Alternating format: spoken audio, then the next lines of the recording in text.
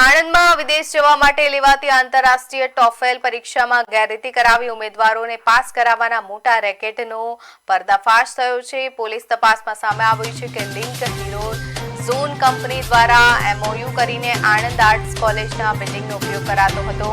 અમદાવાદના 3 શખ્સોએ પરીક્ષા ખંડની દિવાલમાં કાણું પાડી ડમી ઉમેદવારની મદદથી HDMI કેબલ દ્વારા સ્ક્રીન શેરિંગનું આખું નેટવર્ક ઊભું કર્યું હતું। પરીક્ષા દરમિયાન ઉમેદવારની સ્ક્રીન બહાર બેઠેલા લોકો સુધી પહોંચાડીને જવાબો લખાવવામાં આવતા હતા।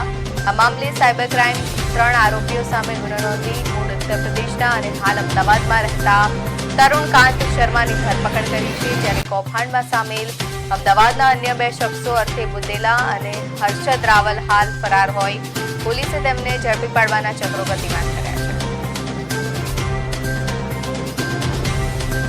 કોલેજ સાથે એમઓયુ કરી અને મેળવેલ હોવાની હકીકત જણાવેલી છે અને તેની ઓળખાણ સુનિલભાઈ બુંદેલા રહેવાસી અમદાવાદે કરેલ હોવાની હકીકત જણાવેલ છે।